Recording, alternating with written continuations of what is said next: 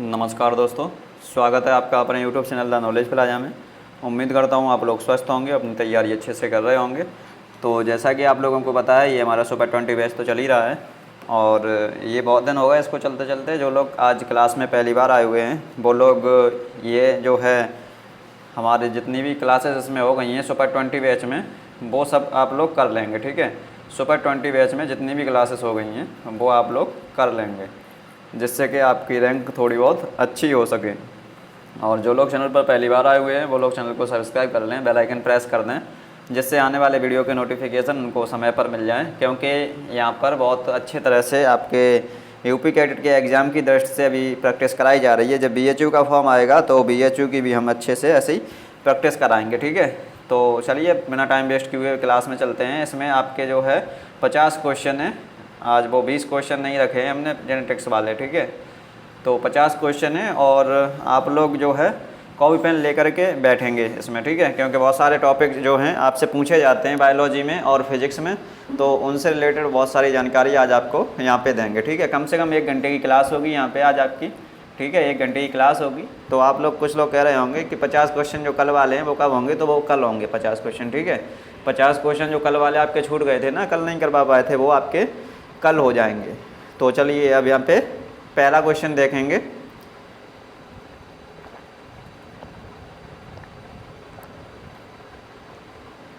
पहला क्वेश्चन क्या कह रहा है, किस स्तनी के आरबीसी में केंद्रक पाया जाता है। यहाँ पे केवल एक ही ऐसा स्तनी है। अब यहाँ पे इंग्लिश मीडियम वाले भी जुड़े हैं तो वो लोग भी यहाँ पे देख लेंगे। स्तनी बोलते हैं मैमल्स को। ठीक है, मतलब कौन सा ऐसा मैमल्स है जिसके आरबीसी में क्या पाया जाता है, न्यूक्लियस पाया जाता है। ठीक है, आप लोग समझ गए होंगे ना, बार बार आप लोग कहते हैं तो हम यहाँ पे साथ साथ इंग्लिश भी इसकी बोलते जाते हैं। ठीक है, उससे आप लोग समझ लेंगे किस स्तनी के आरबीसी में केंद्रक पाया जाता है। क्योंकि यहाँ पे जो है ज़्यादातर स्टूडेंट हिंदी मीडियम से जुड़े हुए हैं और इंग्लिश मीडियम वाले तो बहुत लेट यहाँ पे हमारे चैनल पर आए हैं। अभी जुलाई में शायद जुड़ पाए होंगे वो लोग। तो उनके लिए, जो हिंदी मीडियम वालों के लिए पहले ये चैनल शुरू किया गया था, तो उनका जो कंटेंट हमने बनाया था उनके लिए तो बहुत सब हम हिंदी में ही बनाए थे, क्योंकि इंग्लिश में कोई था नहीं तब। तो अब आप लोग जुड़ गए हैं, तो अगर आप लोग जुड़े रहेंगे तो आगे कोशिश करेंगे कि इंग्लिश में भी कंटेंट बनाया जाए। ठीक है, किस स्तनी के आरबीसी में केंद्रक पाया जाता है, तो ऊँट एक ऐसा मैमल्स होता है जिसके आरबीसी में केंद्रक पाया जाता है। तो आरबीसी की फुल फॉर्म क्या होती है, रेड ब्लड कार्पोसेल। ठीक है, और इसमें कुछ आपका एग्जाम से रिलेटेड पूछने वाला कोई नहीं है। तो अब अगला क्वेश्चन देख लेंगे आप लोग। रक्त परिसंचरण तंत्र की खोज किसने की थी। आप लोगों का कल भी टेस्ट होगा, उसका टाइम जो है उसका टाइम आपको बता दिया जाएगा ग्रुप में। ठीक है, और कुछ लोग नए जुड़े हैं हमसे तो वो लोग पीडीएफ मांगते हैं। तो पीडीएफ के लिए हमें जो है हमारे पास उनका नंबर होना चाहिए, व्हाट्सअप नंबर होना चाहिए, तभी तो हम लोग पीडीएफ आपको देंगे।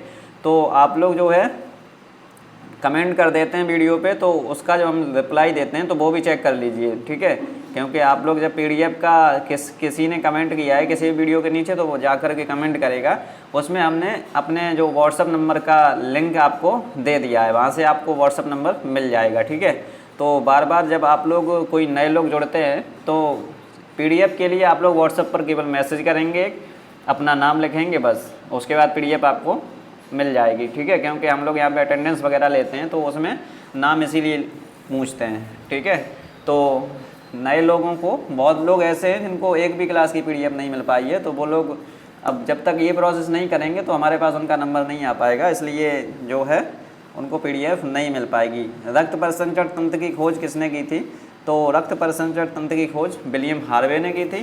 कार्ल लैंड स्टीनर ने क्या किया था, तो कार्ल लैंड स्टीनर ने ब्लड ग्रुप की खोज की थी। ठीक है, ब्लड ग्रुप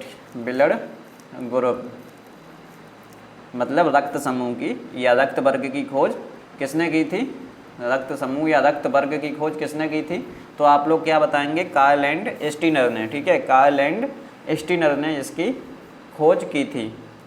और आपसे पूछ लिया जाए रक्त परिसंचरण तंत्र की खोज किसने की थी, तो ये आपकी की थी विलियम हार्वे ने। अगला क्वेश्चन देख लेंगे। इसमें लास्ट तक जो लोग जुड़ेंगे उनको इसका पीडीएफ भी मिलेगा। ठीक है, ये सभी आपका मॉडल पेपर है। ठीक है, मॉडल पेपर चल रहा है, तो मॉडल पेपर का मतलब भी वही होता है जो आपके एग्जाम में की दृष्टि से इंपॉर्टेंट क्वेश्चन है वो आपको यहाँ पे कराया जाए। टीनिया सोलियम जंतु वैज्ञानिक नाम किसका है, टीनिया सोलियम जंतु वैज्ञानिक नाम किसका है, तो फीताकृमि का है, ठीक है। और आपसे पूछ लिया जाए इस गोलकृमि को हम लोग क्या कहते हैं, तो एस्केरिस कहते हैं, ठीक है, एस्केरिस, गोलकृमि को ही हम लोग एस्केरिस बोलते हैं। और केंचुआ जो है इसका वैज्ञानिक नाम भी पूछा गया है एक बार, तो इसका वैज्ञानिक नाम आप लोग लिख लेंगे इधर, ठीक है। केंचुआ का वैज्ञानिक नाम फेरिटिमा पोस्टुमा, ठीक है, फेरिटिमा पोस्टुमा, इंग्लिश मीडियम वाले लिख लेंगे फेरिटिमा और पोस्टुमा, ठीक है, फेरिटिमा पोस्टुमा इसका वैज्ञानिक नाम होता है, मतलब इसका जो है जूलॉजिकल नेम क्या होता है, तो फेरिटिमा पोस्टुमा इसका हो जाएगा। अगला क्वेश्चन देख लेंगे, अमीबा में गमन का सर्वमान्य मत क्या है, अमीबा में गमन का सर्वमान्य मत क्या है और किसने ये दिया है, तो आप लोगों को पता होगा ना, सॉल एवं जेल मत जो है वो इसका गमन का सर्वमान्य मत है, ठीक है। और ये आपसे अगर पूछ लिया जाए कि फुब्बारा मत किसने दिया, तो फुब्बारा मत किसने दिया था, एलन ने दिया था, ठीक है, एलन ने दिया था। कब दिया था, तो 1952 में दिया था। सन आपसे नहीं पूछी जाती है, लेकिन आप जानकारी के लिए इसको नोट कर सकते हैं। और बलन एवं खोलन जो है ये किसने दिया था, तो ये हक्सले ने दिया था, हक्सले ने दिया था, ठीक है। इंग्लिश मीडियम वाले इसको देखते रहेंगे, हक्सले ने दिया था, 1954 में दिया था। और आपको अगर पूछ लिया जाए कि ट्रैप चालित मत किसने दिया था, ट्रैप चालित मत ये जो मत है वो किसने दिया था, तो ये रेनॉल्ड और जॉन ने दिया था, ठीक है, रेनॉल्ड और जॉन ने, ठीक है, जॉन ने।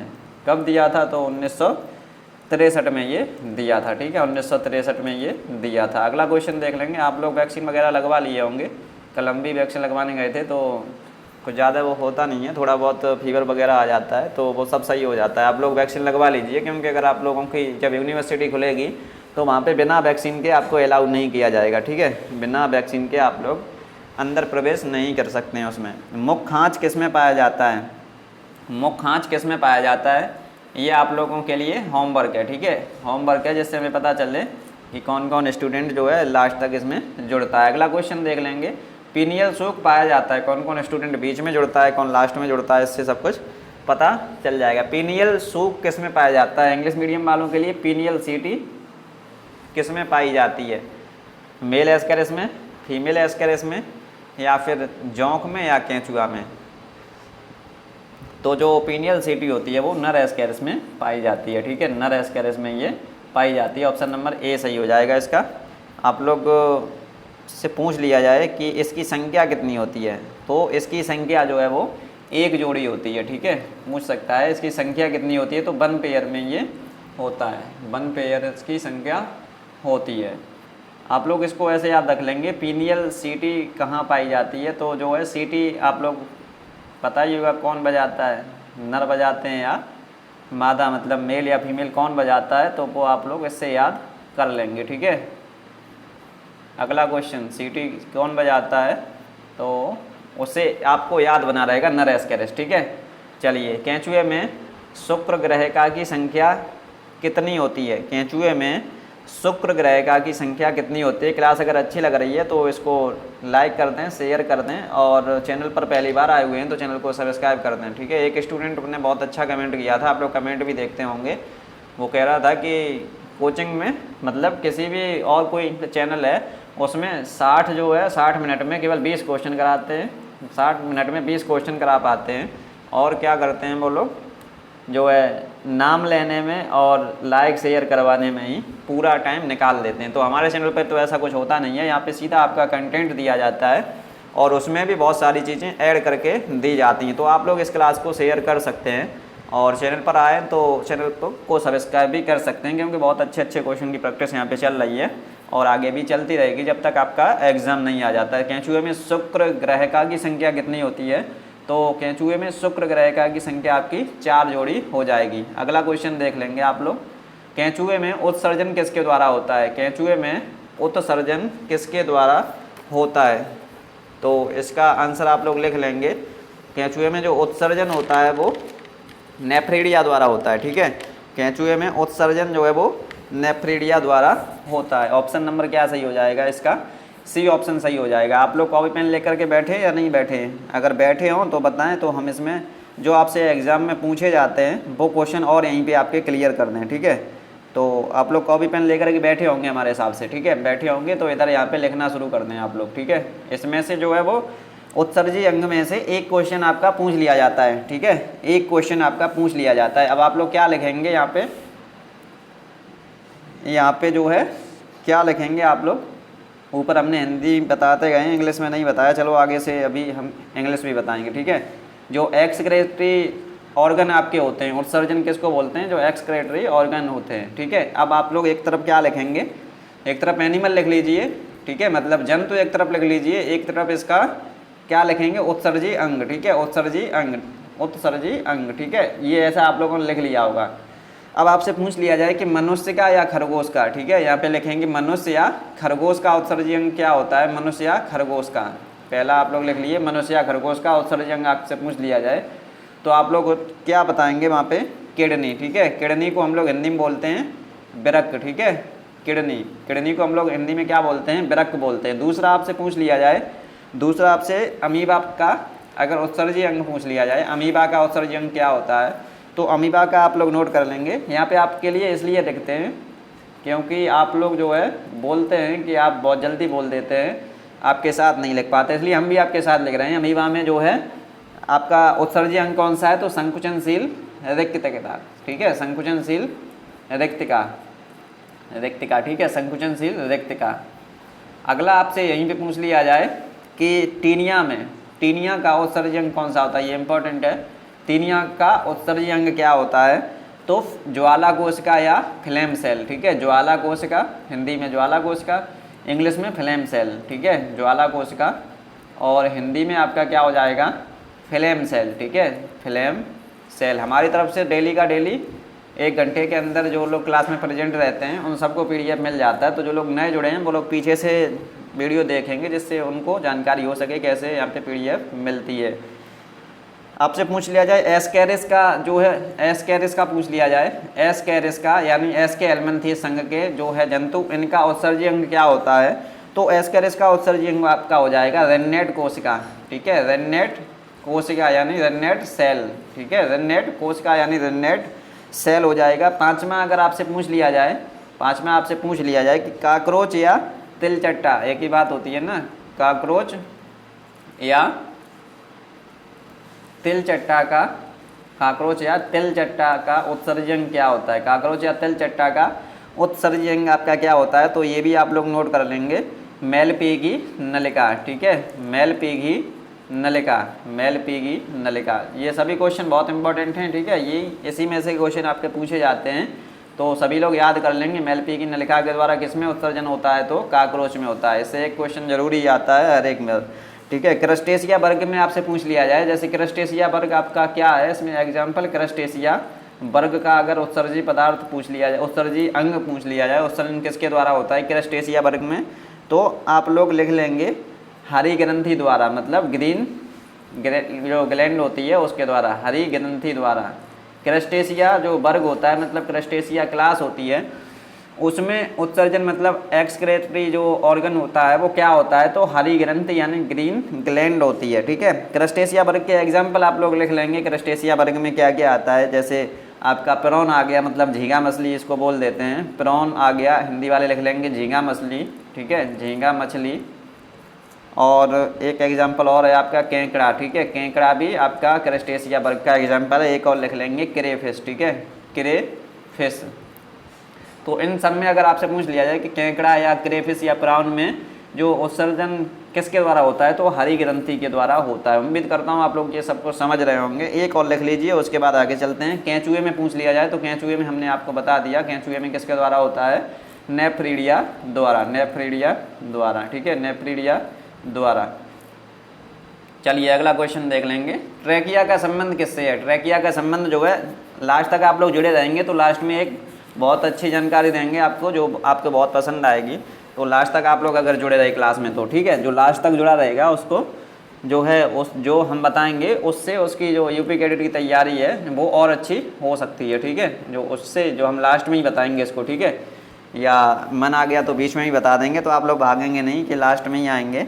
तो वैसे हम जब देखेंगे संख्या ज़्यादा है तभी बता देंगे, ठीक है, मतलब संख्या जब कम है तभी बता देंगे, ज़्यादा नहीं। अगला क्वेश्चन, ट्रैकिया का संबंध किससे है? तो ट्रैकिया का सभी लोगों को पता है, श्वसन से संबंधित है ट्रैकिया, ठीक है। ट्रैकिया में श्वसन जो है वो काकरोच में ट्रैकिया द्वारा श्वसन होता है, ठीक है। काकरोच में किसके द्वारा श्वसन होता है? तो ट्रैकिया द्वारा श्वसन होता है, ठीक है। ट्रैकिया द्वारा श्वसन किस में होता है आपसे पूछ लिया जाए तो काकरोच में हो जाता है। त्वचा का अध्ययन करना क्या कहलाता है? तो त्वचा का अध्ययन करना आपका डर्मेटोलॉजी कहलाता है, ठीक है। इक्तियोलॉजी में हम लोग क्या करते हैं? मछलियों का अध्ययन करते हैं, ठीक है। मछलियों का अध्ययन हम लोग किस में करते हैं? तो इक्तियोलॉजी में करते हैं, ठीक है। और आपका ऑर्निथोलॉजी में क्या करते हैं हम लोग? ऑर्निथोलॉजी में हम लोग इस पक्षियों का अध्ययन करते हैं, ठीक है। पक्षियों का अध्ययन हम लोग किस में करते हैं? ये सभी आपसे पूछे जाएंगे, ठीक है। हम जब आपका पेपर हो जाएगा तब यहीं से जो नोट्स हम आपको दे रहे हैं यहीं से आपको क्वेश्चन फंसा के दिखाएंगे, ठीक है। इसलिए आपको लिखना ये ज़रूरी है, ठीक है, लिखना ये बहुत ज़रूरी है। आप लोग नोट्स साथ साथ बनाते चलिए, ज़्यादा तेज़ क्लास आपकी नहीं चल रही है। तो पक्षियों के अध्ययन को क्या हम लोग कहते हैं? ऑर्निथोलॉजी, ठीक है। ऑस्टियोलॉजी हम लोग किसको कहते हैं? तो ऑस्टियोलॉजी में हम लोग किसका अध्ययन करते हैं? ये आप लोग नोट कर लेंगे। ऑस्टियोलॉजी में कंकाल तंत्र का अध्ययन करते हैं, ठीक है। कंकाल तंत्र का अध्ययन किस में करते हैं हम लोग? तो ऑस्टियोलॉजी में करते हैं, ठीक है। कुछ लोग कहते हैं कि फास्ट चलिए, तो फास्ट हम इसलिए नहीं चलते हैं क्योंकि यहाँ पे कुछ लोग तो हैं जो कहीं पे कोचिंग भी किए हुए हैं, लेकिन कुछ लोग ऐसे हैं जो बिल्कुल कहीं पे कोचिंग नहीं किए हैं, वो हमारे साथ ही जुड़े हैं शुरू से और लास्ट तक, तो उनको भी कुछ मिल जाए इसलिए आपके जो है ज़्यादा फास्ट नहीं चल रहे हैं। आपको शुरुआत में बता दिया जाता है 1 घंटे की क्लास होगी, तो 1 घंटे से पहले ही आपकी क्लास वगैरह ख़त्म हो जाती है। जेनेरा प्लैनेटेरम के लेखक कौन है? तो सभी लोगों को पता होना चाहिए, बेंथम और होकर, ठीक है। डार्विन की बुक कौन सी है? एक दिन जो एक स्टूडेंट थे उनको जो है पिछली क्लास में भी हमने बताया था ऑरिजिन ऑफ स्पीसीज है, लेकिन वो जो है कुछ और बता रहे थे, ऑरिजिन ऑफ स्पीसीज, ठीक है। ऑरिजिन ऑफ स्पीसीज के लेखक कौन है? तो आपके डार्विन हो जाएंगे। और आपकी जो है लेमार्की की बुक कौन सी हो जाएगी? तो लेमार्की फिलोसफिक जूलॉजी, ठीक है। फिलोसफिक जूलॉजी आप लोग आगे लिख लीजिए, जूलॉजी लिख लीजिए, ठीक है, फिलोसफिक जूलॉजी। अगला क्वेश्चन यहाँ से इंपॉर्टेंट है, लीनियस की बुक पूछता है, तो लीनियस की 2 किताब आप लोग याद कर लीजिए, स्पीसीज प्लांटेरम, ठीक है, स्पीसीज प्लांटेरम, ठीक है, हिंदी में लिख लेना प्लांटेरम, स्पीसीज प्लांटेरम। और दूसरी इनकी क्या बुक हो जाएगी? तो सिस्टमा नेचुरी, ठीक है, सिस्टमा नेचुरी, ठीक है। सिस्टमा नेचुरी किसकी बुक है? आपसे एक बार पूछा गया था कि सिस्टमा नेचुरी किसकी बुक है, तो लीनियस, वहाँ पे आंसर सही था। अगला क्वेश्चन देख लेंगे, निम्न में सत्य मछली का उदाहरण कौन सा है? सत्य मछली का इसमें से एग्जाम्पल कौन सा है, ये आपसे पूछा गया है। तो सत्य मछली यहाँ पे जो है वो केवल रे फिश है, ठीक है, जो इलेक्ट्रिकल रे इसका नाम होता है, मतलब जो तारपीडो मछली इसको हिंदी में बोलते हैं, ठीक है, तारपीडो मछली इसको हिंदी में बोलते हैं। तो इसलिए जो है ये सत्य मछली कौन सी है? तो इसमें ऑप्शन क्या सही हो जाएगा? सी ऑप्शन सही हो जाएगा। बाकी की जो इसमें है वो सब असत्य मछली हैं, ठीक है, असत्य मछली हैं, असत्य मछली बाकी की ये सब हो जाएंगी आपकी। अगर आपसे यहाँ पे एक चीज़ और इम्पोर्टेंट है वो नोट कर लेंगे, जो आपका केटल फिश है, ये पूछा जाता है कि केटल फिश कैसी फिश है? तो ये असत्य मछली है, ठीक है, असत्य मछली है। और इसको किस संघ में रखा गया है? तो इसको हम लोग मोलस्का संघ में रखते हैं, ठीक है, मोलस्का संघ में रखे हुए हैं, ठीक है, मोलस्का संघ में ये आपका क्या आता है? तो केटल फिश आती है, ठीक है। और जो सिल्वर मछली होती है, सिल्वर फिश होती है, इसको हम लोग कहाँ रखे हैं? तो आर्थ्रोपोडा में, ठीक है, आर्थ्रोपोडा में इसको रखे हुए हैं, ठीक है, आर्थ्रोपोडा में इसको रखे हुए हैं। आपसे ये सीधा सीधा पूछता जाता है कि केटल फिश जो है वो कैसी है?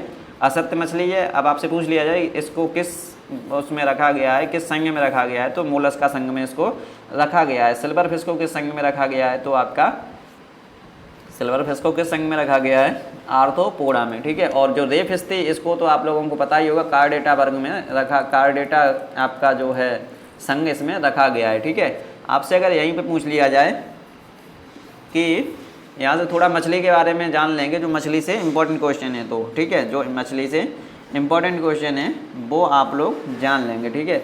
एक और असत्य मछली है वो लिख लीजिए, स्टार फिश, ठीक है, स्टार फिश ये भी पूछी जा सकती है। स्टार फिश इसको किस वर्ग में रखते हैं? किस उसमें जो है किस संघ में यानी किस फाइलम में रखते हैं? तो एकाइनोडर्मेटा में इसको रखा गया है, ठीक है, इकाइनोडर्मेटा। आपसे पूछ लिया जाए इकाइनोडर्मेटा के जो जंतु होते हैं वो कैसे होते हैं, तो इकाइनोडर्मेटा के जंतु जो है वो समुद्री होते हैं, ठीक है, इकाइनोडर्मेटा के जंतु जो होते हैं वो समुद्री होते हैं। अब आप लोग थोड़ी इसकी जानकारी ले लेंगे मछली के बारे में, ठीक है। आपसे पूछ लिया जाए कि मछली कैसी है, आप लोगों को पता होगा ना, 3 टर्म यहाँ पे आते हैं।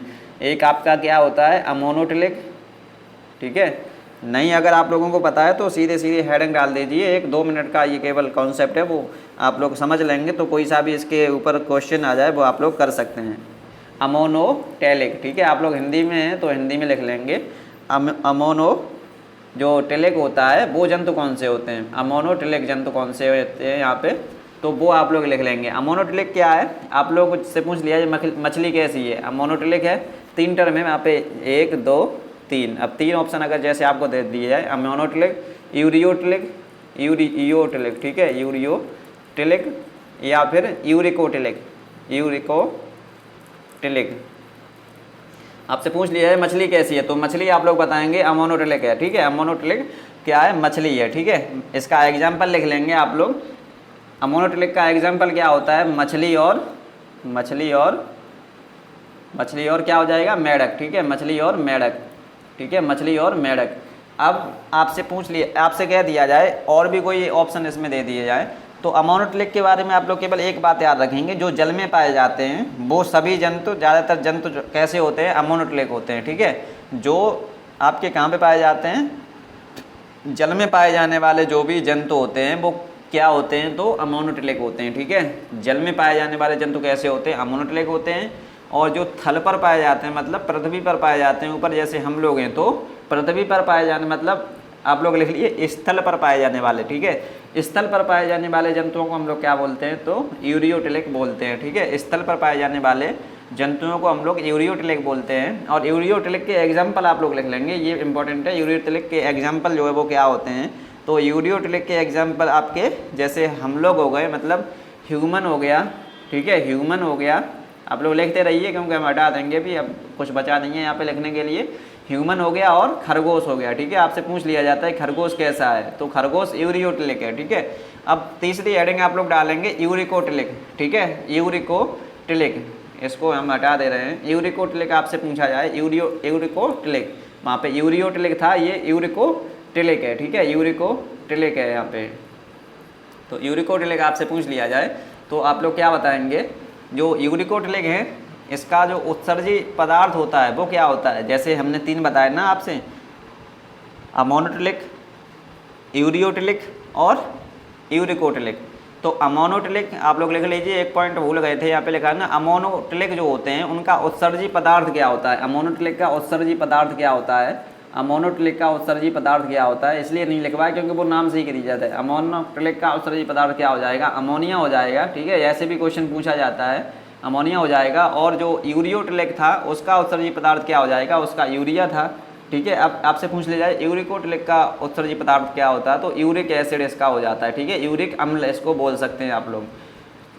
ये ऐसे क्वेश्चन पूछे जाते हैं। यूरिकोटेलिक का उत्सर्जी पदार्थ जो क्या है वो यूरिक एसिड है, ठीक है। अब यूरिक एसिड है और आपसे यहाँ पे ये पूछ लिया जाए कि यूरिकोटेलिक इसके एग्जाम्पल क्या हैं, आपसे पूछ लिया जाए कि पक्षी में क्या होते हैं, पक्षी क्या होते हैं, तो आप लोग बताएंगे यूरिकोटेलिक होते हैं। कीट आपसे पूछ ले जाएं कोई भी तो वो कैसे होते हैं, तो यूरिकोटेलिक होते हैं, ठीक है। चलिए आपसे यहाँ पे बहुत सारे क्वेश्चन हमने क्लियर कर दिए, आप लोग एक बार मिला लेंगे क्या क्या लिख लिए 10 सेकंड में। हमने 3 टर्म यहाँ पे बताए आपको, अमोनोटेलिक, यूरियोटेलिक और यूरिकोटेलिक, ठीक है। अब अमोनोटेलिक हमने क्या बताया कि जो आपके जल में रहते हैं वो अमोनोटेलिक होते हैं, और जो आपके जल में रहते हैं वो अमोनोटेलिक हो गए, और इनका उत्सर्जी पदार्थ क्या होता है, अमोनिया होता है। इसमें एग्जाम्पल हमने क्या लिखाया, तो आपके मछली और आपका जो मेढक, ठीक है। दूसरा हमने यूरियोटेलिक बताया, यूरियोटेलिक जो हमने बताया वो ये स्थल पर रहते हैं, इसके एग्जाम्पल खरगोश और ह्यूमन हो जाएगा। और जो है इनका जो ये उत्सर्जी पदार्थ इनका क्या होता है, तो आपका यूरिया हो जाएगा, ठीक है। तीसरे हमने बताया कि यूरिकोटेलिक, ठीक है। यूरिकोटेलिक में हमने क्या बताया, इनका उत्सर्जी पदार्थ क्या होता है, यूरिक एसिड, और इसका एग्जाम्पल क्या होता है, कीट और जो है पक्षी। अगला क्वेश्चन, किस संघ के जंतु का बाह्य कंकाल CaCO3 का बना होता है, ठीक है। कुछ लोग कैसे कहते हैं, कमेंट करते हैं कि आप बिल्कुल कोचिंग जैसा पढ़ाते हैं, तो जो कोचिंग में ऐसा ही पढ़ाया जाता है, ठीक है। आप लोग जब ऑफलाइन कोचिंग जाएंगे तो वहाँ भी वो ऐसा ही आपको पढ़ाएंगे। हम आपके बिल्कुल खोल के रख देते हैं, जो भी कि जितने भी क्वेश्चन यहाँ पे पूछे जा सकते हैं क्वेश्चन से रिलेटेड, वो सब आपको बता देते हैं, ठीक है। इसलिए आप लोग जो है तारीफ़ करते हैं, तो तारीफ़ करने के लिए आपका बहुत बहुत धन्यवाद। और आप लोग जो है आपके लिए यहाँ पे बहुत कुछ किया जा रहा है। किस संघ के जंतु का बाह्य कंकाल CaCO3 का होता है, तो आपके इसमें क्या ऑप्शन हो जाएगा, कैल्शियम कार्बोनेट का किसका बना होता है, तो आर्थ्रोपोडा का बना होता है, ठीक है। आर्थ्रोपोडा का जो है यहाँ पे पूछ लिया है, आर्थ्रोपोडा किसका बना होता है, तो काइटिन का बना होता है, ठीक है। काइटिन का बना होता है, काइटिन का।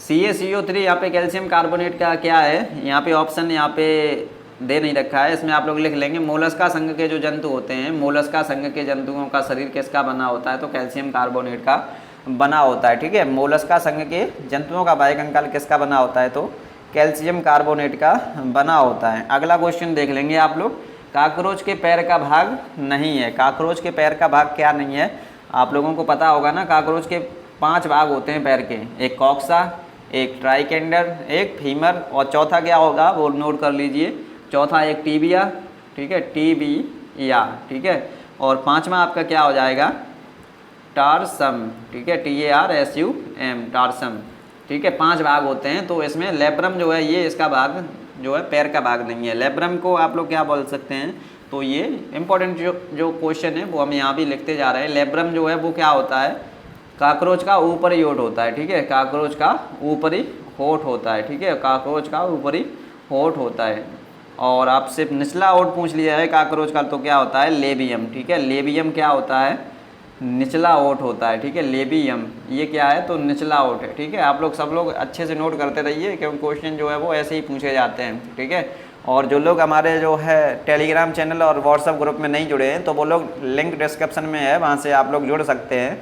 और एक दूसरा हमारा टेलीग्राम चैनल है, उसका लिंक अभी हमने ग्रुप में शेयर किया था, उसका लिंक आपको डिस्क्रिप्शन में नहीं मिलेगा, तो कोशिश करेंगे कल उसका, अभी उसका लिंक डिस्क्रिप्शन में दे दें। उसमें क्या होता है, एग्रीविजन स्टडी आप लोग सर्च करेंगे ना, एग्रीविजन स्टडी, उसमें आप जैसे कितने लोग जुड़े हुए हैं, 1000 के लगभग लोग जुड़े हुए हैं, 980 लगभग हो गए हैं। तो वो लोग उसमें क्या है, हम लोग क्या खास कराते हैं, तो उसमें जो है आपको क्विज वगैरह मिलती है वहाँ पे, ठीक है। और जो भी बुक वगैरह की PDF जो होती हैं वो भी वहाँ पे सेंड कर दी जाती हैं, तो उसमें आप लोग जुड़ जाएंगे। तो जो क्विज में भाग लेगा उस स्टूडेंट की रैंक जो है वो थोड़ी अच्छी आ सकती है, क्योंकि जितना अब आपका टाइम है वो प्रैक्टिस करने का है, तो आप लोग प्रैक्टिस करेंगे जितनी अच्छी, उतना आपके जो है अच्छी रैंक आने के चांस हैं, ठीक है। कोशिश करेंगे गलत आंसर ना दें, क्योंकि गलत क्वेश्चन हो जाता है तो वहाँ पे नेगेटिव मार्किंग की वजह से आपके नंबर कम हो सकते हैं। तो वहाँ पे हमारी क्विज चलती रहती है, उसका टाइम सुबह 7 से 8 बजे तक होता है, मतलब क्लास के जस्ट पहले, और शाम को 9 से 10 होता है क्लास के जस्ट बाद में, ठीक है। तो आप लोग इसमें जा कर के अपना देख सकते हैं, और बहुत ही अच्छे अच्छे क्वेश्चन की वहाँ पे प्रैक्टिस कराई जाती है। जो लोग हम यहाँ पे क्वेश्चन नहीं करा पाए वो हम वहाँ पे कराते हैं, ठीक है। तो दोनों में मिला के आपकी बहुत अच्छी तरह से क्वेश्चन चलाए जा रहे हैं, कराए जा रहे हैं। आप लोग केवल ऐसे ही इसको जितना साथ देंगे उतना ही आपके लिए और अच्छा किया जाएगा, ठीक है।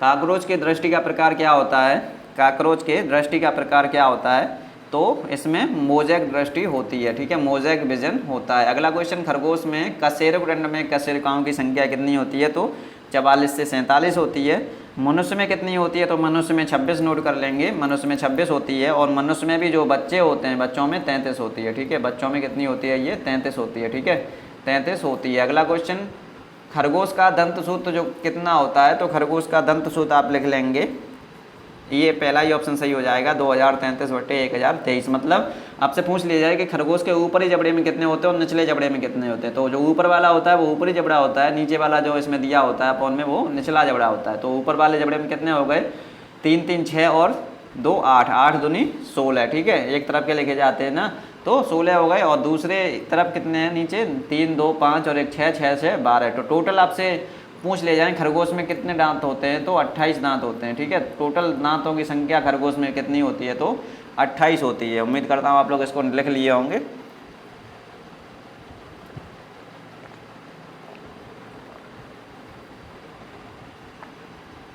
अगला क्वेश्चन देख लेंगे, इसमें और क्या पूछ सकता है, ये किसका है, तो 2123/2100 इसमें आपसे एक क्वेश्चन और पूछा जा सकता है कि खरगोश में कौन सा दांत नहीं पाया जाता। ये दांत जो है ना 0 लिखा है, ये कौन सा दांत है, तो कैनाइन है, ठीक है।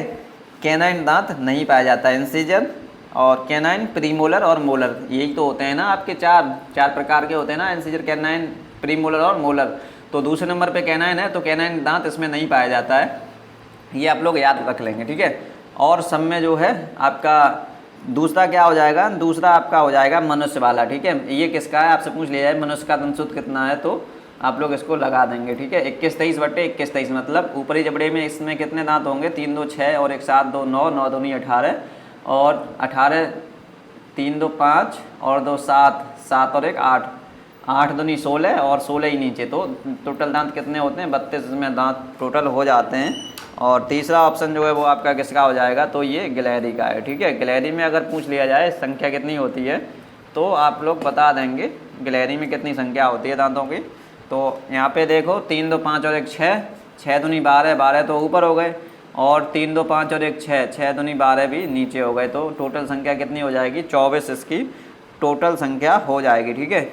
3 2 5 और 1 6, और यहाँ पे जो है ये 1 है, ठीक है, 10 और 13, तो 3 12 और 3 1 4 और 1 5 दूनी 10, ठीक है, तो 12 और 10 22 हो जाएगा इसमें, ठीक है, 22 हो जाएगा। अगला क्वेश्चन देख लेंगे आप लोग। निम्न में कैप्रोफेगस यानी विष्टा भोजता पाई जाती है, तो ये आपका हो जाएगा, किस में हो जाएगा, आपका खरगोश में ही हो जाएगा। अगला क्वेश्चन देख लेंगे आप लोग। हृदय गति को प्रभावित करने वाला हार्मोन कौन सा है, तो आप लोगों को पता होगा ना, जो एंड्रेनलिन हार्मोन होता है, इससे क्या होता है, दिल की धड़कन बढ़ाता है ये हार्मोन, ठीक है। आपसे पूछ लिया जाए दिल की धड़कन बढ़ाने वाला हार्मोन कौन सा है, तो आपका एड्रेनलिन हो जाएगा, ठीक है। ये एड्रिनल ग्लैंड से निकलता है, एड्रिनल ग्लैंड जो होती है, मतलब एड्रिनल ग्रंथि जो होती है उससे निकलता है, ठीक है। तो दिल की दिल की धड़कन बढ़ाने वाला हार्मोन कौन सा है, तो एड्रेनलिन है, ठीक है। तो आपका आंसर क्या है, एड्रेनलिन सही हो जाएगा। अगला क्वेश्चन देखते हैं। निम्न में ब्लड प्रेशर जो है कौन मापता है, इसमें से ब्लड प्रेशर मापक यंत्र क्या है, तो ब्लड प्रेशर इसमें से कौन सा है, आप लोग बता देंगे, अगर आता है तो, नहीं आता है तो अभी आप लोग देख लेंगे, ठीक है। स्पेग्नोमीटर इसका क्या हो जाएगा, स्फेग्नोमीटर जो है इसका राइट आंसर हो जाएगा, ठीक है। आप लोग मूवी वगैरह में देखे होंगे, जब किसी का जो है जो हार्ट अटैक वगैरह हो जाता है, तो आप लोग मूवी वगैरह तो देखे होंगे, उसमें सब कुछ दिखाया जाता है। दीमक प्रदर्शित क्या करता है, दीमक प्रदर्शित करता है तो बहुरूपता, ठीक है। बहुरूपता किसमें पाई जाती है, मतलब पॉलीमॉर्फनाइजेशन, ठीक है। पॉलीमॉर्फिज्म किसमें पाई जाती है, इंग्लिश मीडियम वाले लिख लेंगे, पॉलीमॉर्फिज्म जो दशा होती है, पॉलीमॉर्फिज्म वो किस में पाई जाती है, तो बहुरूपता आपकी दीमक में पाई जाती है, ठीक है। आज भी जो है वैक्सीन का थोड़ा बहुत असर है, बुखार वगैरह हल्का है, तब भी जो है क्लास आपकी गैप ना हो जाए इसलिए क्लास पे ले रहे हैं। तो आप लोगों को दिक्कत हो रही है सुनने में, तो आप लोग जो है ईयरफोन वगैरह लगा सकते हैं। निम्न में से कौन मधुमक्खी के परिवार से नहीं आता है, तो मधुमक्खी के परिवार से जो है आपका रानी भी होता है, राजा भी होता है, लेकिन सैनिक नहीं होता है, ठीक है, श्रमिक भी होता है। रानी कितनी होती है, तो 1 होती है, और राजा कितने होते हैं, तो 200 से 220 होते हैं। राजा की संख्या 200 से 220 होती है। श्रमिक जो होते हैं वो अनगिनत श्रमिक होते हैं, ठीक है, अनगिनत श्रमिक होते हैं। और श्रमिक कैसे होते हैं, तो ये मादा होते हैं। अगला क्वेश्चन देख लेंगे, जल्दी जल्दी क्वेश्चन ख़त्म करते हैं, ठीक है, जल्दी क्वेश्चन ख़त्म करेंगे। मादा रेशम कीट अंडारोपण करती है। मादा रेशम कीट जो है वो अंडा पत्ती के नीचे रोपित करती है, ठीक है, पत्ती के नीचे रोपित करती है। तो अगला क्वेश्चन देख लेंगे आप लोग, ठीक है। एक बार में ये लगभग 300 अंडे देती है। एक क्वेश्चन एक बार पूछा गया था कि एक बार में जो मादा रेशम कीट है वो कितने अंडे देती है, तो एक बार में नोट कर लेंगे ये, ठीक है, इंपॉर्टेंट है, क्योंकि ये एक बार पूछा जा चुका है कि आप इस बार रिपीट हो जाए। 300 अंडे एक बार में ये देती है, ठीक है। एक बार में मादा रेशम कीट कितने अंडे देती है, तो 300 देती है। मेढक का लार्वा क्या कहलाता है, यहाँ पे पूछा गया है। जो मेढक का लार्वा होता है वो शाकाहारी होता है, लेकिन मेढक कैसा होता है, तो मेढक मांसाहारी होता है, ठीक है। मेढक कैसा होता है, मेढक मांसाहारी होता है। इसमें जो है लार्वा से एक क्वेश्चन आपका आता है, तो लार्वा भी आप लोग यहाँ पे लिख लेंगे, ठीक है। ऊपर यहाँ पे हेडिंग डालेंगे, एक तरफ एनिमल, ठीक है, एनिमल हेडिंग डालेंगे, और दूसरी तरफ आप लोग क्या हेडिंग डालेंगे, लार्वा, ठीक है, लार्वा। सभी लोग ऐसे ही देखते रहेंगे क्लास को, क्योंकि हमें इतनी दिक्कत है, मतलब बुखार वगैरह है, तो हम आपके लिए क्लास कर रहे हैं। आप लोग अगर नहीं करेंगे तो आप लोग सोच सकते हैं, ठीक है, आप लोग सोच सकते हैं आपका तो अभी पेपर आने वाला है, हमें क्या है। स्टार फिश जो है वो असली आपको मेहनत करनी चाहिए। आपसे क्वेश्चन पूछ लिया जाए कि स्टार फिश का लार्वा क्या कहलाता है, स्टार फिश का लार्वा क्या कहलाता है, तो लिख लीजिए बाइपिनेरिया, ठीक है, बाइपिनेरिया, ठीक है, बाइपिनेरिया, ठीक है, आप लोग लिख लीजिए बाइपिनेरिया, ठीक है। इंग्लिश मीडियम वाले भी ये इसको ही लिख लेंगे बाइपिनेरिया, ये इंग्लिश का ही वर्ड है, ठीक है। आपसे क्वेश्चन पूछ लिया जाए कि जो बाइपिनेरिया होता है वो किसका लार्वा होता है, तो स्टार फिश का लार्वा होता है। अगला क्वेश्चन इसमें आपसे पूछ लिया जाए दूसरा, जेली फिश का लार्वा क्या होता है, जेली फिश का लार्वा क्या होता है, साथ साथ लिखते चलिए, जेली फिश का लार्वा क्या होता है।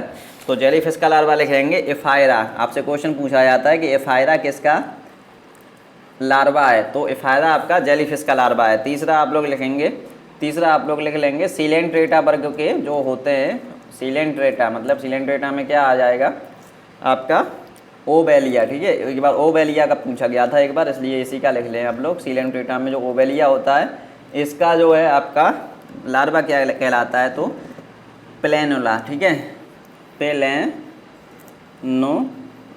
ठीक है। नोट करते रहिए आप लोग सभी, ठीक है, क्वेश्चन इसी में से आएंगे। अगला क्वेश्चन आपसे पूछ लिया जाए कि ल्यूकोसोलेनिया, ठीक है, ल्यूको, ये क्वेश्चन पूछा गया है, ठीक है, ल्यूको लिखते रहिए, ल्यूकोसोलोनिया, ठीक है, ल्यूकोसोलोनिया, ठीक है, ल्यूकोसोलोनिया, ठीक है। इसका आपसे अगर पूछ लिया जाए तो इसका आपका लार्वा क्या हो जाएगा, ईएमफी लिखते रहिए, ईएमफी, और आगे ब्लास्टुला, ठीक है, ब्लास्टुला, जो ब्लास्ट होता है ना, ब्लास्टुला, ऐसे ही आप लोग याद कर लेंगे। ईएमफी ब्लास्टुला किसका लार्वा होता है, तो ल्यूकोसोलोनिया का। अगला क्वेश्चन आपसे पूछ लिया जाए केंचुए का लार्वा क्या होता है, केंचुआ किस संघ में आता है, नोट आपको पता ही होगा, नहीं पता है तो नोट कर लें। केंचुआ जो है वो एनिलिडा में आता है, इसका लार्वा क्या कहलाता है, तो ट्रोकोफोर लार्वा इसका कहलाता है, ट्रोकोफोर, ठीक है, ट्रोकोफोर किसका लार्वा कहलाता है, तो केंचुआ का लार्वा कहलाता है। आपसे पूछ लिया जाए जो मोलस्का संघ में होते हैं उनका, मोलस्का संघ के जंतुओं का लार्वा क्या कहलाता है, मोलस्का, ठीक है, मोलस आधा ला बनेगा यहाँ पे ना, मोलस्का, ठीक है, लिख लीजिए मोलस्का संघ के जंतुओं का लार्वा क्या कहलाता है, तो गोलेचिडियम। इंपॉर्टेंट है ये सभी लार्वा, ठीक है, एक ना एक लार्वा आपसे पूछा जाएगा, गोलेचिडियम, ठीक है, क्योंकि आप लोग थ्योरी की क्लासेस तो करे नहीं है हमारे यहाँ, तो थ्योरी की क्लासेस किए होते, यहाँ पे गोलेचिडियम है, ठीक है, डीएम, ठीक है, गोलेचिडियम, ठीक है। आप लोग अगर थ्योरी क्लासेस किए होते तो यहाँ पे इतनी दिक्कत नहीं होती, क्योंकि थ्योरी क्लासेस में ये सब कुछ कोर्स आपका हो चुका है। रेशम कीट का लार्वा आपसे पूछ लिया जाए तो रेशम कीट का लार्वा क्या कहलाता है, रेशम कीट का लार्वा क्या कहलाता है, कैटरपिलर, ठीक है, कैटरपिलर, ठीक है। आपसे पूछ लिया जाए कैटरपिलर किसका लार्वा होता है, तो रेशम कीट का लार्वा होता है। आपसे पूछ लिया जाए कि मच्छर का लार्वा क्या होता है, मच्छर का लार्वा क्या होता है, तो मच्छर का लार्वा आप लोग नोट कर लेंगे ब्रिगलर, ठीक है, ब्रिगलर, ठीक है।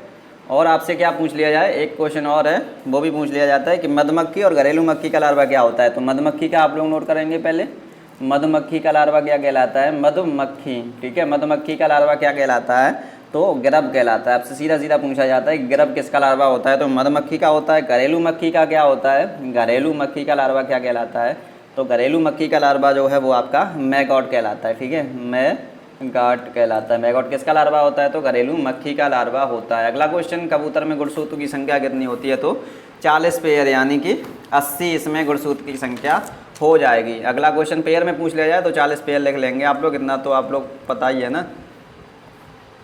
जो पिजन होता है, पिजन में क्रोमोसोम जो है कितने होते हैं, क्रोमोसोम नंबर को हम लोग 2n भी बोल देते हैं, तो ये 80 होते हैं। इंग्लिश मीडियम वाले भी सुनते रहेंगे।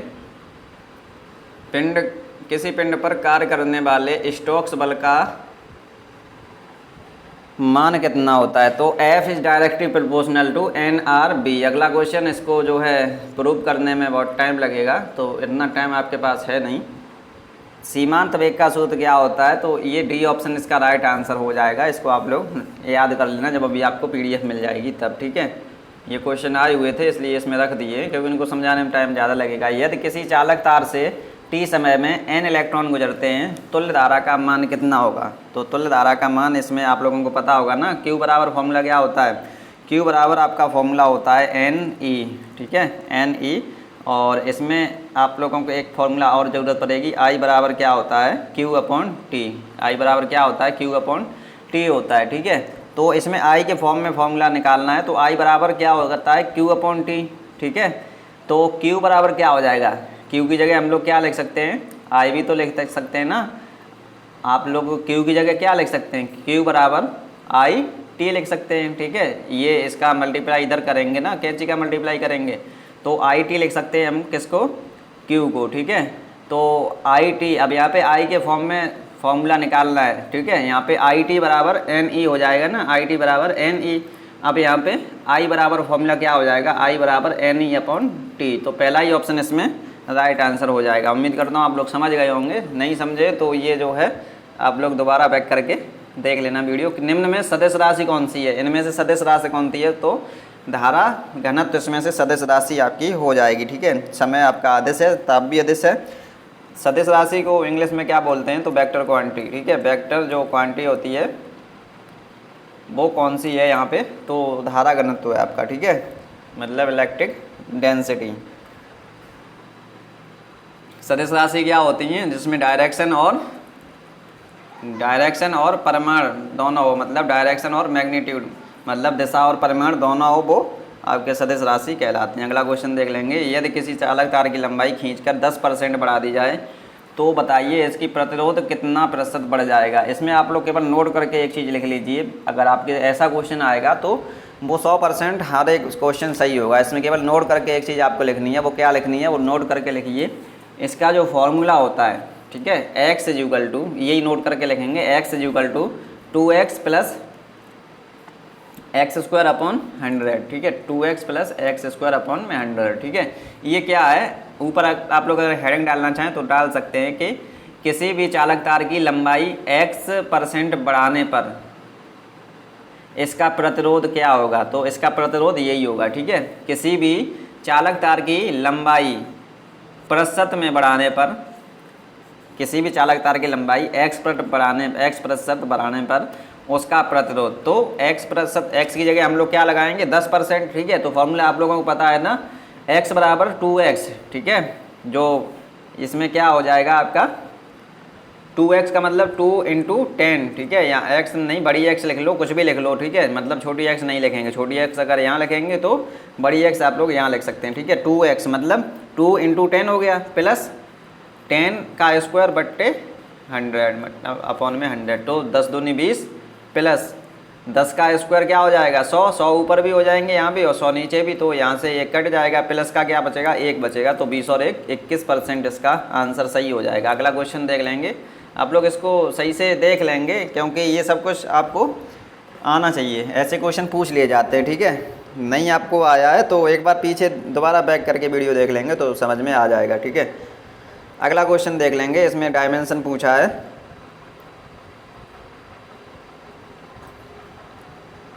डायमेंशन क्या हो जाएगा इसका? P + Q/B। यहाँ पे Q/B² है, ठीक है। B नहीं है यहाँ पे, Q/B² है, ठीक है। Q/B²। हम जब PDF देंगे तो यहाँ पे ऐसे ही लिख देंगे, Q/B² है, ठीक है। तो आप लोगों को पता होगा ना, अगर आप लोग डायमेंशन निकालना सीखे होंगे, ठीक है। अगर डायमेंशन निकालना सीखे होंगे तो आपको पता होगा इसका डायमेंशन कैसे निकलेगा। तो अगर नहीं सीखे हैं तो यहाँ पे 1 मिनट में सीख सकते हैं, ठीक है। अगर ऐसा आपसे पूछ लिया जाए, जो भाग ऐसे, अगर वैसे तो डायरेक्ट पूछ लिया जाता है कि फोर्स का डायमेंशन क्या होता है, ठीक है, बल का डायमेंशन क्या होता है, वैसे अगर डायरेक्ट पूछ लिया जाए तो आपको याद ही होगा। अगर यहाँ से निकालने के लिए पूछा जाए तो आप लोग, ये बहुत सरल होता है, वहाँ से भी कैसे निकालेंगे इसको? तो जैसे P + A/B² है ना, तो यहाँ पे P = A/B², ये लिख लीजिए आप केवल, बस, ठीक है। P = मतलब A/B² की विमा क्या हो जाएगी? तो P की विमा, ठीक है। A/B² की विमा बराबर किसकी विमा? P की विमा, मतलब A/B² का डायमेंशन = P का डायमेंशन, ठीक है। तो अब आपको पता होगा, अगर यहाँ पे A के लिए पूछा जाता, A के लिए अगर यहाँ पे पूछा जाता डायमेंशन, तो A के लिए कैसे निकालते हैं? A के लिए इसका मल्टीप्लाई करेंगे, कैंची का मल्टीप्लाई करेंगे, क्रॉस मल्टीप्लिकेशन करेंगे तो ए का अपन में मल्टीप्लाई करेंगे, ए इज इक्वल टू इधर कितना बचेगा इसका इसमें करेंगे तो पी बी स्क्वायर। ठीक है, यहाँ पे पी क्या है, पी नोट कर लेंगे, पी प्रेशर है। ठीक है, पी प्रेशर है मतलब दाब है पी, और ए आपका एरिया है, ए क्या है एरिया है, और बी क्या है बी वॉल्यूम है। ठीक है, बी वॉल्यूम है। ठीक है, वो वॉल्यूम मतलब आयतन। ठीक है, यहाँ आगे दे भी रखा है, पी दाब है, बी आयतन है, बस। ठीक है, और ए तो आपको पता है ना एरिया है, ए एरिया नहीं है यहाँ पे। ठीक है, ए का डायमेंशन ही हमें निकालना है, ए एरिया नहीं है यहाँ। ठीक है, ए का डायमेंशन निकालना है, यहाँ पे केवल पी आपका प्रेशर दे रखा है, बी आपका वॉल्यूम दे रखा है। ठीक है, यहाँ पे केवल इसका ए का डायमेंशन हम लोग निकालेंगे तो क्या आ जाएगा, पी और बी स्क्वायर। ठीक है, अब प्रेशर का मतलब दाब का आपको डायमेंशन तो पता ही है, दाब का डायमेंशन क्या होता है, तो दाब का डायमेंशन आपका होता है ml -1 ml -1 और आपका T -2। ठीक है, T -2। यहाँ पे इतना समझ में आ गया होगा। अब इसको इधर बढ़ा दें तब आप लोग समझ पाएँ। ठीक है, इधर इसको बढ़ा दें तब आप लोग समझ पाएंगे। आपको हमने क्या बताया, ए की डायमेंशन क्या होगी, P इंटू बी का स्क्वायर। ठीक है, ये इसकी डायमेंशन होगी। अब P की डायमेंशन तो आपको पता ही है ना, P की डायमेंशन कितनी होती है, ml -1 T माइनस आपका 2 होता है। ठीक है, और B इसमें B की वॉल्यूम जो है वो इसका डायमेंशन क्या होता है, बी स्क्वायर है ना, एक का L3 होता है। ठीक है, एक का L3 होगा तो 2 का क्या हो जाएगा, 2L3 हो जाएगा। ठीक है, अब आप लोग इसको देख लेंगे तो L यहाँ पे 6 हो गए और एक यहाँ पे निकल जाएगा तो 5 बचेगा, ml 5 और T -2, ये ए की डायमेंशन हो जाएगी। ठीक है, ए की डायमेंशन ये हो जाएगी। अब ऐसे ही आपसे बी की पूछी गई है यहाँ पे, अगर अभी भी आप लोग नहीं समझ पाए तो अब समझ लीजिए, जहाँ पे बी की डायमेंशन यहाँ पे B minus B is equal to RT दे रखा है ना। अब आप लोगों को पता होगा हमने क्या बताया, बी की डायमेंशन बराबर बी की डायमेंशन। ठीक है, ऐसा ही आपको करना होता है ना, अभी हमने पीछे भी ऐसे ही किया था जब ए की डायमेंशन निकाली थी। तो बी की डायमेंशन तो आपको पता ही है L3 होती है, यही आपकी इस बी की डायमेंशन भी हो जाएगी। तो ऑप्शन नंबर इसमें सी ऑप्शन सही हो जाएगा, L3। ठीक है, अगला क्वेश्चन देख लेंगे, श्यानता गुणांक का बेमा क्या है, मात्रक नहीं बेमा यहाँ पे पूछा गया है। तो श्यानता गुणांक का जो डायमेंशन है, सबसे पहले इसका फॉर्मूला आपको पता होना चाहिए, newton second upon metre square. ठीक है, newton second upon metre square.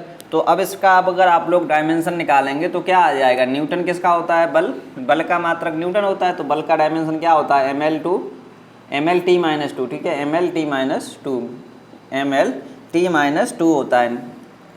यहाँ पे आप लोग अगर डायमेंशन नहीं निकाल पाते हैं तो फिजिक्स की जो प्लेलिस्ट है उसमें देख के आप लोग सीख सकते हैं। ठीक है, क्योंकि डायमेंशन का फॉर्मूला, डायमेंशन के क्वेश्चन आ जाते हैं आपके में। ठीक है, newton second upon metre square इसका फॉर्मूला था ना, फॉर्मूले के बिना हम लोग डायमेंशन निकाल ही नहीं सकते हैं। अब न्यूटन मतलब फोर्स का डायमेंशन ml T -2 होता है, इंटू सेकेंड का T हो जाएगा, अपॉन में ml है तो ml का क्या हो जाएगा आपका न्यूटन जो मीटर स्क्वायर है, ml नहीं है मीटर स्क्वायर है, तो L स्क्वायर हो जाएगा। ठीक है, लंबाई का ही तो होता है ये।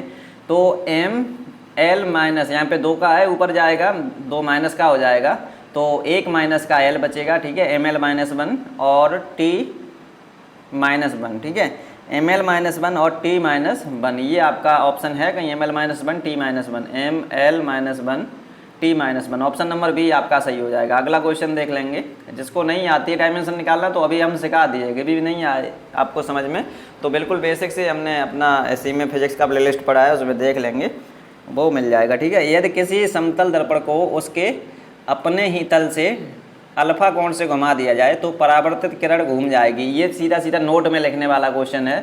अगर किसी भी समतल दर्पण को उसके थीटा कोण से घुमा दिया जाए तो परावर्तित किरण कितने डिग्री से घूम जाएगी, तो 2 थीटा डिग्री से घूम जाएगी। कहाँ पे घूमेगी, दर्पण की तरफ या दर्पण से दूर, तो दर्पण की तरफ घूमेगी। ठीक है, दर्पण की तरफ घूम जाती है, ये दर्पण की तरफ घूम जाती है। ठीक है, आप लोग नोट करके लिख लीजिए, जब किसी समतल दर्पण को उसके अपने ही तल से थीटा कोण से घुमा दिया जाए तो परावर्तित किरण 2 थीटा डिग्री से दर्पण की तरफ घूम जाती है। ठीक है, तो इसमें 2 थीटा मतलब 1 थीटा, यहाँ पे थीटा कितना दिया है अल्फा, तो 2 थीटा से घूमेगी तो 2 अल्फा यहाँ पे हो जाएगा। आपसे यहीं पे क्वेश्चन पूछ लिया जाता कि ये कहाँ पे घूमेगी, दर्पण की तरफ घूमेगी या दर्पण से दूर घूमेगी, तो ये दर्पण की तरफ घूम जाएगी। अगला क्वेश्चन देख लेंगे, 2 समतल दर्पण एक दूसरे के साथ 60 डिग्री का कोण बनाते हुए रखे गए इनके मध्य रखी वस्तु की प्रतिबिंबों की संख्या क्या होगी। प्रतिबिंबों की संख्या के लिए दो चीज़ें ज़रूरी होती हैं, ठीक है।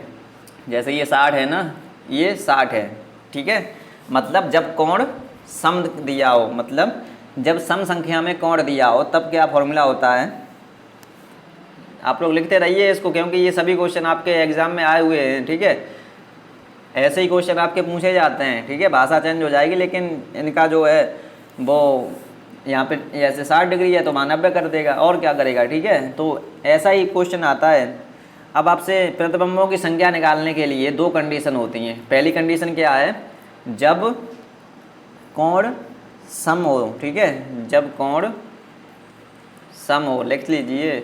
सम मतलब इवन बोलते हैं, ठीक है। इवन हो, इवन नंबर में कोण दिया हो, ठीक है। इवन नंबर क्या होते हैं, अब ये भी आपको पता होना चाहिए। इवन नंबर वो होते हैं जो दो से कट जाए, ठीक है। दो से जो कट जाते हैं वो सम संख्या होती हैं, और दो से जब ना कटे वो विषम संख्या होती है। दूसरा आप लोग लिख लीजिए, यहाँ पे जगह थोड़ी छोड़ दीजिए, उसके बाद हम लिखा देंगे। जब कोण कैसा हो, विषम हो, ठीक है। विषम को हम लोग क्या बोलते हैं, विषम को हम लोग बोलते हैं ऑड नंबर, ठीक है, ऑड नंबर। जब कोण सम हो, मतलब जब कोण इवन दिया हो तब के लिए फॉर्मूला क्या होता है, और जब कोण विषम हो उसके लिए फॉर्मूला क्या होता है, ये अभी हम आपको लिखवाएंगे। तो सम संख्याएं क्या होती हैं, जो दो से कट जाएं। विषम संख्याएं क्या होती हैं, जो दो से नहीं कटें। जैसे आपसे पूछ लिया जाए 4 कैसी है, तो सम संख्या है। 60 कैसी है, तो ये सम संख्या है, क्योंकि 2 से 30 बार ये कट रही है। आपसे 51 पूछ लिया जाए तो ये विषम संख्या है, क्योंकि ये 2 से नहीं कटेगी। तो अब यहाँ पे पहला जो फॉर्मूला हमने लिखाया, जब कोण सम हो उसके लिए फॉर्मूला लिखिए, ठीक है। जब कोण सम हो उसके लिए फॉर्मूला क्या होता है, 360/θ, 360/θ -1, ठीक है। पहले वाला का फॉर्मूला है जब कोण सम दिया हो। दूसरे वाले का फॉर्मूला क्या है, जब कोण विषम दिया हो तो 360/θ, केवल 360/θ। अब यहाँ पे जब सम कोण दिया है, क्योंकि 60 कोण है ना यहाँ पे, तो 60 कोण दे रखा है, ऐसे ही आप लोग लगाएंगे, ठीक है। केवल यहाँ पे कोण दिया होगा, बस आप लोग क्या करेंगे, 360/θ, थीटा कितना है 60 है, तो 360/60 -1, ये इसका आंसर हो जाएगा। 60 छिक्के 360, 6 में से 1 गया, 5 बचे, 5 इसके प्रतिबिंब बन जाएंगे। ऑप्शन नंबर क्या सही हो जाएगा, बी ऑप्शन सही हो जाएगा। उम्मीद करता हूँ आप लोग समझ गए होंगे, और समझ गए हों तो अच्छी बात है, क्योंकि बहुत अच्छी तरह से समझाया आपको। जो लोग नहीं समझे वो लोग पीछे करके वीडियो देख लेंगे तो उनको समझ में आ जाएगा। अगला क्वेश्चन देख लेंगे, जो अनंत लंबाई के सरल लोलक का आवर्तकाल क्या होगा। अनंत लंबाई के सरल लोलक का आवर्तकाल कितना होता है, अनंत 0 2 पाई √RE/G, 2 पाई अंडर रूट में L/G। तो अनंत लंबाई के सरल लोलक का आवर्तकाल आपका कितना हो जाएगा, इसका आवर्तकाल आपका हो जाएगा 2 पाई अंडर रूट में RE/G। अब आप लोग यहाँ पे क्या लिखेंगे, जो RE होती है वो रेडियस ऑफ अर्थ होती है, ठीक है। RE क्या होती है, रेडियस ऑफ अर्थ, मतलब पृथ्वी की त्रिज्या, ठीक है। हिंदी इंग्लिश वाले लिख लेंगे जो RE क्या होती है, पृथ्वी की त्रिज्या होती है, ठीक है। पृथ्वी की त्रिज्या मतलब रेडियस ऑफ अर्थ, ठीक है, पृथ्वी की त्रिज्या।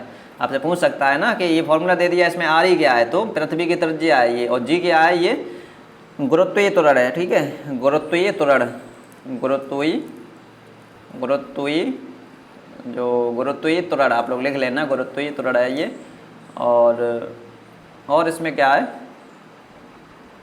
और इसमें कुछ नहीं है। अगला क्वेश्चन देख लें आप लोग, ठीक है। अगला क्वेश्चन, सेकंड लोलक की लंबाई क्या होती है। सेकंड लोलक की लंबाई, सीधा सीधा क्वेश्चन पूछ लिया गया था एक बार। तो सेकंड लोलक की लंबाई क्या होती है, L = G/π², ठीक है। G/L = G/π²। तो ऑप्शन नंबर ए जो राइट आंसर हो जाएगा इसका। अगला क्वेश्चन देख लेंगे आप लोग, यदि किसी सरल लोलक की लंबाई 4 गुनी कर दी जाए तो इसका आवर्तकाल हो जाएगा। यदि किसी सरल लोलक की लंबाई 4 गुनी कर दी जाए तो इसका आवर्तकाल हो जाएगा। 4 गुनी लंबाई अगर कर दी जाए तो इसका आवर्तकाल कैसे हो जाए, कितना हो जाएगा, आधा हो जाएगा, ठीक है।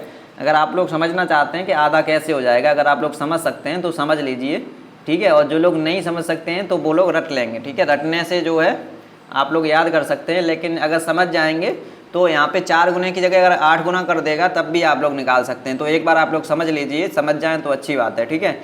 एक बार समझेंगे आप लोग, ठीक है। सरल लोलक की लंबाई 4 गुनी कर दी जाए तो उसका आवर्तकाल क्या होगा। अब पहले आपको आवर्तकाल का फॉर्मूला पता होना चाहिए। आवर्तकाल का फॉर्मूला क्या होता है, सभी लोग कॉपी पेन लेकर के लिखेंगे इसको, ठीक है। आवर्तकाल का फॉर्मूला क्या होता है, T = 2 पाई अंडर रूट में एल अपॉन जी, ठीक है। T is equal to 2 pi under root में एल अपॉन जी। एल भी अंडर रूट में रहेगा, जी भी अंडर रूट में रहेगा, ठीक है। अब आपसे क्या पूछ रहा है, आपसे पहले क्या कह रहा है, यदि किसी सरल लोलक की लंबाई 4 गुनी कर दी जाए, ठीक है। पहले एल कितना था, एल वन कितना था, एल ही था, लेकिन L2 कितना हो गया, L2 हो गया आपका 4L, मतलब 4 गुना कर दिया ना। पहले जब L था तो L का 4 गुना 4L हो जाएगा, ठीक है। जैसे पहले आपके पास 4 रुपये थे तो पहले 1 था तो 1 रुपया, इसका 4 गुना कर दिया तो 4 रुपया हो गया। पहले 1L था, अब इसका 4 गुना कर देंगे तो 4L हो जाएगा, ठीक है। यही है यहाँ पे।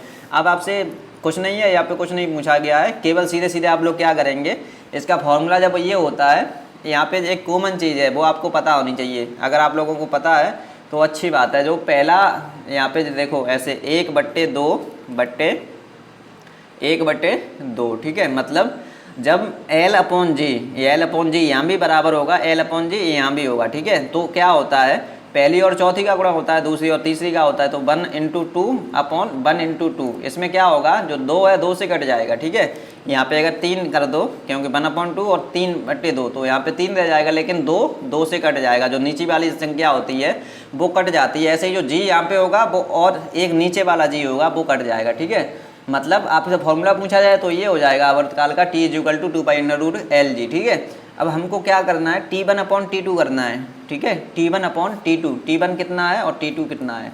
T1 आपका क्या था, 2 पाई से 2 पाई कट जाएगा, ठीक है। क्या कि यहाँ पे सब सेम है, केवल L बदल गया है, ठीक है। L बदल गया है। पहले L कितना था अंडर रूट में, L पहले कितना था अंडर रूट में, L पहले L था, बाद में कितना हो गया 4L हो गया, ठीक है। अब L से L कट जाएगा और 1/4 यहाँ पे है, ठीक है। अब आपको पता होगा ना कि एक किसका स्क्वायर होता है, तो 1 का स्क्वायर 1 ही होता है, और जो 4 होता है वो किसका स्क्वायर होता है, तो 4 2 का स्क्वायर है। 1/2 ये बाहर आ जाएगा, अंडर रूट हट जाएगा, ठीक है।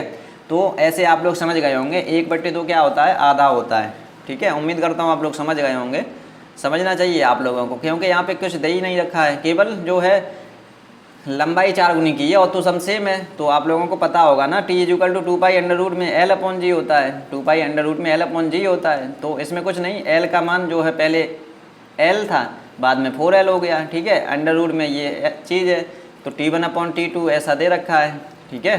तो L से L कट गया, इसको बाहर निकालेंगे तो 1/2 बाहर आ जाएगा। कुछ था नहीं इसमें, आप लोग समझ गए होंगे। अगला क्वेश्चन देख लेंगे। अभिकेंद्री बल का फॉर्मूला क्या होता है, तो F = mv²/r इसका राइट आंसर हो जाएगा, ठीक है। F = mv²/r। अब केंद्रीय त्वरण का फॉर्मूला आपसे पूछ लिया जाए तो त्वरण का फॉर्मूला क्या होता है, अब केंद्रीय त्वरण का फॉर्मूला आपका क्या होता है, तो इसको आप लोग नोट कर लेंगे, b²/r, ठीक है, b²/r। अगला क्वेश्चन देख लेंगे। 5 किलोग्राम, आज जो है वो न्यूमेरिकल थोड़े ज़्यादा हैं, क्योंकि न्यूमेरिकल अब आपके एग्जाम में पूछे जाने लगे हैं, ठीक है, इसलिए थोड़ा टाइम ज़्यादा लग रहा है। आप लोग कुछ नहीं, इसको देखते रहिए, अभी क्लास ख़त्म कर देंगे। 5 किलोग्राम की एक बंदूक से 20 किलोग्राम की गोली 200 मीटर/सेकंड के वेग से छोड़ी जाती है, तब बंदूक के पीछे हटने का वेग क्या होना चाहिए। अब आपको यहाँ पे किलोग्राम में दे रखा है, यहाँ पे ग्राम में दे रखा है, तो इसको अगर किलोग्राम में आप लोग करेंगे तो कितना हो जाएगा, एक जो है किलोग्राम में 1000 ग्राम होते हैं, तो 20 ग्राम में कितने किलोग्राम जो है होंगे। एक जो 5 किलोग्राम की बंदूक जो है वो 20 ग्राम की गोली 200 मीटर/सेकंड के वेग से छोड़ी जाती है, ठीक है। तो आपसे क्या पूछा गया है, आपसे पूछा गया है इसका जो बंदूक के पीछे हटने का वेग। तो आपको फॉर्मूला पता होगा ना, mv, बड़ी mv यहाँ पे लिख लीजिए, = स्मॉल mv, ठीक है। Capital mv = small mv। मास हो जाएगा आपका, द्रव्यमान कितना हो जाएगा, तो आपका कितना हो जाएगा, यहाँ पे मास हो जाएगा m4, और b4 क्या हो जाएगा, वेलोसिटी मतलब वेग हो जाएगा, ठीक है। द्रव्यमान और वेग यहाँ पे हो जाएगा, यहाँ भी द्रव्यमान और वेग हो जाएगा। ये किसका है, ये बंदूक का है, ठीक है, बंदूक का है, नोट कर लीजिए, क्योंकि इसको हटा देंगे अभी हम। बंदूक का है और ये गोली का है, ठीक है, ये किसका है, गोली का है, ठीक है। अब इसी से आपका फॉर्मूला जो है वो, इसी से आंसर आपका निकल आएगा, ठीक है। तो इससे आंसर कैसे निकलेगा, अब इसको हम मिटा रहे हैं, हम आगे चल रहे हैं अगले स्टेप में, ठीक है। अगले स्टेप में देखेंगे आप लोग, उम्मीद करता हूँ आप लोग नोट कर लिए होंगे इसको। चलिए आगे चलते हैं। अगले में आप लोग क्या दे रखा है, जो 5 किलोग्राम की क्या है बंदूक, इसका वेग हमें पता करना है कि पीछे हटने का वेग कितना होगा बंदूक का, ठीक है। तो b4 हम ऐसे ही लिख दे रहे हैं वेग, ठीक है, x लिख देंगे तब भी कोई बात नहीं है। और इसका जो है वो कितना है 20 ग्राम है ना, तो इसमें कितने किलोग्राम हो जाएंगे, अपॉन में कितना लिख देंगे हम लोग 1000 लिख देंगे, तो इसके हमें किलोग्राम मिल जाएंगे। ठीक है, किलोग्राम इसके मिल जाएंगे। ठीक है, आप लोगों को पता होगा ना तो कि 1 किलोग्राम में 1000 ग्राम होते हैं। ठीक है, 1 किलोग्राम में 1000 ग्राम होते हैं। ठीक है, और आपका जो है इसका वेग कितना दे रखा है 200 मीटर पर सेकंड, 200। ठीक है, 3 जीरो से 3 जीरो कट जाएंगे यहाँ पे, 2 दूनी 4 मतलब 5b इज इक्वल टू कितना हो गया 4 हो गया यहाँ पे, तो b इज इक्वल टू कितना हो जाएगा 4/5, तो 4/5 0 पॉइंट लगाएंगे तो 40 हो जाएगा, 5 अट्ठे 40, 0.8 मीटर पर सेकंड स्क्वायर इसका राइट आंसर हो जाएगा। अगला क्वेश्चन देख लेंगे, घड़ी की मिनट वाली सुई का कोणीय वेग कितना होता है। तो घड़ी की मिनट वाली सुई का आप लोगों को जब आवर्तकाल पता होगा ना, आवर्तकाल कितना होता है 60 सेकंड। ठीक है, 60 सेकंड आवर्तकाल क्या होता है, एक चक्कर पूरा करने में लगा समय आवर्तकाल होता है। ठीक है, अब इसका फॉर्मूला क्या होता है, W इज इक्वल टू 2π/θ। तो थीटा कितना है यहाँ पे 2π/ आपका जो है 2π/t होता है, थीटा नहीं होता है। ठीक है, 2π/t। ठीक है, W इज इक्वल टू, तो t यहाँ पे टाइम कितना दे रखा है 60 सेकंड।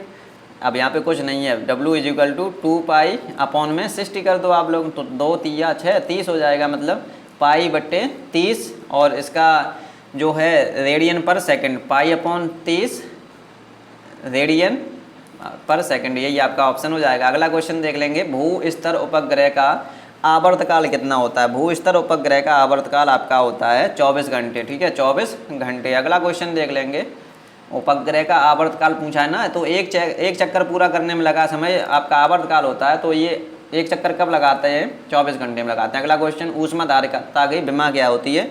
तो ऊष्माधारिता का फॉर्मूला आप लोग लिख लेंगे, द्रव्यमान W इज इक्वल टू द्रव्यमान गुणे विशिष्ट ऊष्मा। ठीक है, विशिष्ट ऊष्मा लिख लीजिए जल्दी जल्दी, फिर हम आप लोगों की क्लास खत्म करते हैं। विशिष्ट ऊष्मा, ठीक है, W इज इक्वल टू द्रव्यमान गुणे विशिष्ट ऊष्मा, मतलब W is equal to MS। ठीक है, अब इसकी डायमेंशन क्या हो जाएगी, डायमेंशन हम आपको निकालना सिखा दिए। इसकी डायमेंशन आपकी ml/2 t-2 θ-1 हो जाएगी। अगला क्वेश्चन, पहला ही ऑप्शन इसका सही था। स्टीफंस का नियम क्या होता है, E is directly proportional to t⁴। अगला क्वेश्चन, क्षेत्रीय प्रसार गुणांक B, रेखीय प्रसार गुणांक अल्फा एवं आयतन का गुणांक में संबंध क्या है, ये सब पूछे गए थे, इसलिए यहाँ पे लिख दिए, पहला ही इसका राइट आंसर हो जाएगा। अगला क्वेश्चन देख लेंगे, ऊष्मा प्रवाह की दर है, ऊष्मा प्रवाह की दर क्या हो जाएगी। तो इसका फॉर्मूला होता है H is equal to note कर लीजिए, ये ऑप्शन नहीं दिया है। H इज इक्वल टू क्या होता है KA ब्रैकेट में θ1 माइनस θ2, और अपॉन में क्या हो जाएगा, अपॉन में L हो जाएगा। ठीक है, ये इसका आंसर हो जाएगा। ठीक है, अपॉन में L हो जाएगा। यहाँ पे T1 माइनस T2 की जगह θ1 माइनस T2 कर लेंगे, तो यही ऑप्शन आपका सही हो जाएगा। ठीक है, अगला क्वेश्चन देख लेंगे। तो अगला क्वेश्चन इसमें है नहीं। ठीक है, एक पेज आपका इसमें से जो है ऐड नहीं हो पाया है, 45 क्वेश्चन है ना, एक क्वेश्चन आपका इसमें छूट गया, एक पेज। ठीक है, अच्छे क्वेश्चन थे उसमें, बहुत ही ज़्यादा अच्छे क्वेश्चन थे। चलो कोई बात नहीं, छूट गया है तो उसको कल की PDF में ले लेंगे। ठीक है, अच्छे क्वेश्चन थे उसमें भी बहुत सारे। चलिए, आपका जो है टाइम भी बहुत हो गया है आज, और अब आप लोग क्या करेंगे, अपनी क्लास उसमें ज्वाइन कर लेंगे जाके। ठीक है, 1 घंटे लगभग की क्लास आपको पहले ही बताई थी, तो 1 घंटे के लगभग क्लास हो गई आपकी, और जो है टेलीग्राम चैनल पर जा करके आप लोग अपनी प्रैक्टिस अभी कर सकते हैं। आपका लास्ट तक जुड़ने के लिए बहुत बहुत धन्यवाद। ये हमारा द नॉलेज प्लाजा की तरफ से सुपर 20 बैच चल रहा है, तो इसमें कम से कम 20 लोगों का सिलेक्शन हमें लग रहा है होगा, क्योंकि आप लोग बहुत ही एक्टिव रहते हैं। क्विज़ के लिए बुलाया जाता है तब क्विज़ में आते हैं, क्लास के लिए बुलाया जाता है तब क्लास में आते हैं। तो लास्ट तक जुड़ने के लिए बहुत बहुत धन्यवाद। कोई भी अगर आपको डाउट हो, कुछ भी पूछना हो, तो आप लोग कमेंट सेक्शन में जाकर के कमेंट कर सकते हैं। और नए लोग ध्यान देंगे, क्योंकि उनको PDF तभी मिल पाएगी जब उनका व्हाट्सअप नंबर हमारे पास होगा। ठीक है, तो नए लोग अपन जो है व्हाट्सअप नंबर के लिए अभी जो है आप लोग कमेंट कर देना, अगर व्हाट्सअप नंबर नहीं है। ठीक है, कमेंट कर देंगे वीडियो के नीचे, तो उसके नीचे तुरंत हम रिप्लाई देंगे, उस वीडियो में आपको हमारा व्हाट्सअप नंबर मिल जाएगा। वहाँ से व्हाट्सअप नंबर निकाल के आप लोग हमसे मैसेज कर देना, तो आपके पास तभी PDF पहुँचेगी। ठीक है, बहुत सारे स्टूडेंट ऐसे हैं जिनके पास PDF नहीं पहुँच पा रही है। ठीक है, तो आप लोग जब ये प्रोसेस करेंगे तभी हमारे पास नंबर आ पाएगा, तभी हम आपके पास PDF पहुँचा पाएंगे। ठीक है, तो क्लास में अगर अच्छी लगी है तो इसको लाइक कर दीजिए, अपने दोस्तों तक शेयर कर दीजिए। चैनल पर पहली बार आए हुए हैं तो चैनल को सब्सक्राइब कर दीजिए। और चलिए मिलते हैं अब आपको कल टेस्ट में। कल संडे है लेकिन टेस्ट आपका होगा, मॉर्निंग वाला टेस्ट नहीं होगा। जो मॉर्निंग में एग्रीकल्चर वाला टेस्ट होता है वो नहीं होगा। ठीक है, एग्रीकल्चर वाला टेस्ट नहीं होगा, ये वाला टेस्ट होगा। ठीक है, तो इसका टाइम आपका जो है वो बता देंगे ग्रुप में। वैसे इसका टाइम अभी आप लोग 8 PM ही याद रखेंगे। ठीक है, अगर चेंज होगा तो आपको बता देंगे। चलिए, तो अब मिलते हैं आपको कल टेस्ट में। तब तक के लिए जय हिंद, वंदे मातरम।